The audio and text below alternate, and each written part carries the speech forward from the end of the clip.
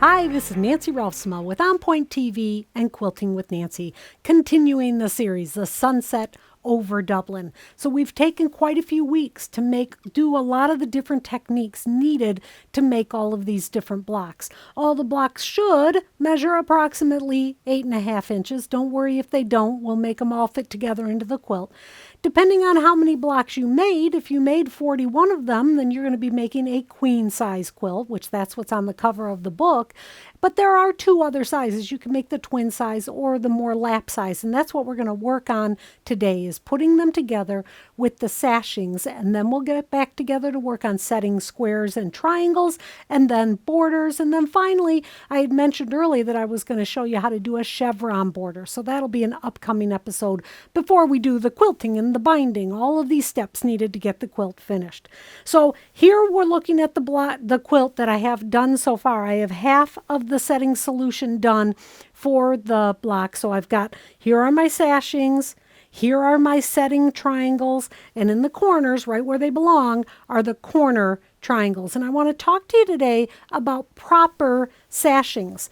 This is something that for a long time I didn't know that there was a proper way to cut the sashings. And by proper, I don't mean that if you're not cutting them this way that your quilt is bad and it won't make a nice warm quilt. Of course it will. I just want to show you a more efficient way of doing the sashings and tell you why I think it's better. So for these blocks, they're 8.5 inches at this point. So that means that our sashings need to be 8.5 inches. And here is the difference. Many times when people go to cut their sashings, they will take their fabric, and these are a 2.5 inch wide sashing. They will take the fabric, the width of fabric. So here I am, here's my selvages and my folds. So this is a 42-ish inch wide piece of fabric. And they will cut a 2.5 inch strip. Then out of the 2.5 inch strip, they will cut the 8.5 inch pieces so that you have a 2.5 by 8.5 inch strip. That's really not the most efficient way to cut your sashings, and it means that your sashings will end up having a little stretch to them. So early in the very beginning of Learning to Quilt series, I teach you about length of fabric, width of fabric, and the bias of the fabric. Well, the length of fabric going along the selvage has little to no stretch, whereas the width of fabric has quite a bit of stretch, and of course the bias has a ton of stretch. But for sashings, I think it's better to have the length of fabric instead of the width of fabric. Also, by cutting the strip the way I'm going to show you, you will save fabric. It just doesn't waste that much. So instead of cutting a 2.5 inch wide strip and cutting the 8.5 out of that, cut a 8.5 wide strip. So in the book, I tell you to cut an 8.5 inch wide strip, and then I tell you to cross cut into the 2.5s, which would be pretty basic, lining it up, and I'm going to cut through 2 at a time and spin that around. So I can cut all of my sashings this way, and this is how I have you do it in the book. But I even have and then after you cut those, then you cut your corner stones, those little centers. Well, to do that, typically, again, you would take your strip, cut it into a 2.5 inch wide strip. So let me do that. And then you would cross-cut that into a whole bunch of 2.5 inch squares. Now, again, I'm not saying that this is not how you can do it. And this is how I tell you to do it in the book, mainly because, honestly, I don't know how to write what it is that I'm going to show you to do. So watching the videos is a bonus. So you can cut all of these individually into 2.5 inch squares, and then very easily take those 2.5 inch squares and add them to the sashing pieces that you cut. But how about this instead? How about instead of cutting these into strips and cutting these into squares and then having to piece them all together, how about piecing this 2.5 inch wide strip to the 8.5 inch wide strip before you cross-cut them? I'm going to take and just do that simple seam, and when I come back, I'll show you that cutting technique and explain to you why it might just be a tad bit easier to do it this way. I have that cornerstone strip sewn onto what would be my sashing. Always want to press that seam first. And with cornerstones, you always want the cornerstone to be pressed toward the sashing, which seems rather odd when you're working on it. So you want to open that up, and because you're pressing it, the little seam toward the big, or the little fabric toward the big fabric, I like to do that from the back side. There. So now I've already sewn that 2.5 inch onto that. Now, when I cut these, it'll just be easier. So I'm going to start at 5. So I'm going to do a little bit of power cutting. Actually, let me flip that mat over so you can see the light and how it's measuring. So I'm going to start on 5. No, you know what? I'm going to change again. Why start on 5 when I can use a bigger ruler and cut so many more? So this is a 12.5 inch ruler. I actually don't have enough, but I'm going to start at 10.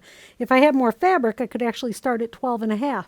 If I start at 10, lining that up on the seam of the fabric, I can power cut my sashing. So moving over to 7.5. So power cutting is something that you saw me do in the very beginning of this series. Oops, wait a minute. I started at, oh, there it is. Okay, now I'm going to 7.5. That little guy was messing me up. There. So go to 7.5.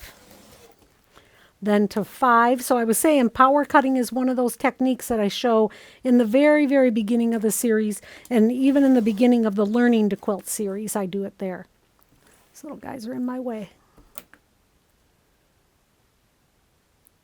One last one. But you can see that this would be quicker. Now, will it work if you take your strips and sew the individual squares on? Of course it will. But maybe give this one a try. Pre-sewing on the strip, then cutting them, so then they're all perfect. Now you are going to still need some individual squares and some individual edges here, but just know that when it comes to the part where the square is on, give that a little try. So when I come back, we're going to actually start putting the blocks into the sashings. So I have my sashings and my cornerstones cut. So keep in mind that some of the sashings you will need to just cut as a 2.5 by 8.5 inch rectangle, and some of the squares. So you'll need a couple of individual squares to go around. So you will need to cut a few individually, but most of them, like this, where I have the square pieced on top, pieced with the sashing already, that will be one row. So this is not the full row, but I think you'll get the idea. So one row will be just sashings and cornerstones. So going cornerstone, sashing, cornerstone, sashing.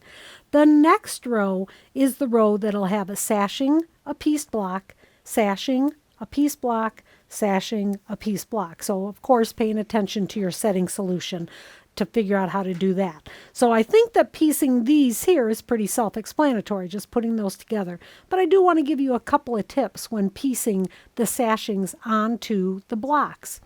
Throughout the series, there's been times that I've said, oh, your block might not be the same size or the correct size. Maybe it's a little bit smaller than 8.5. Don't worry about it. It'll get figured out in the process of the setting. This is the time. So what I mean by that is I know that the sashing is 8.5 inches. I just cut it that way. Well, there'll be some times that the block may be right on, which I need to find one that's not so I can show you this, but sometimes it's going to be right on, and other times it might be a little bit small. So that one's a little bit big. Oh my goodness, I hope I find one that's... Okay, this one's a little bit big, so this will be a good one to test to show you this technique. The idea is easing the block into the sashing. So with this block is not quite 1/4 inch too large, but it's large enough that I'm going to be able to show you this. So taking the sashing and flipping it over on top, putting pins in the left and the right. So I'm going to make this fit. Even though it is technically that much bigger, I'm going to scooch that over to make that fit. Now, you can see that that block is actually a little bigger than my sashing. Well, that just means I want to ease it together. So finding the center of the block and the center of the sashings, pin it so that your pinning the center together, and then I would do another pin right here. So now I have just a little de-ease there, a little de-ease there in each one of these 2-inch sections, and then coming and doing it here. So now you can see that originally it looked like there was quite a big difference, but now this one's a little bulkier. I'm going to push him over there. Now it's only that tiny bit in each one, so it doesn't seem quite as extreme.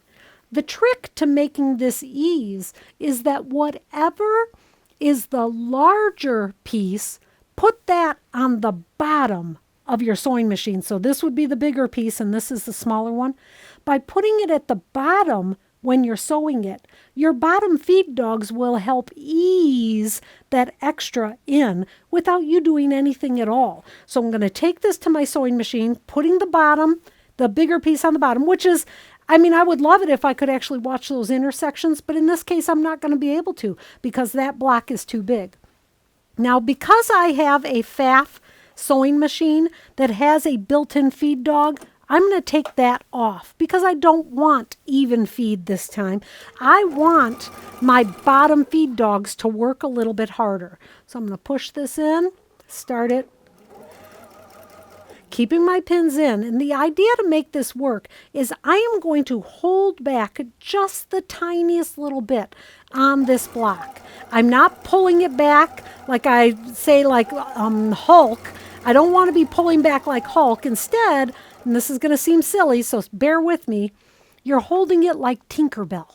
So if you imagine Tinkerbell is holding this here with just her wings, she isn't got her heels dug into the ground, but just holding it here with her wings, letting it go in, but holding it back just a smidge, that will ease that in. So now my fingers are crossed, hopefully making sure that that actually worked. So let's go to the pressing.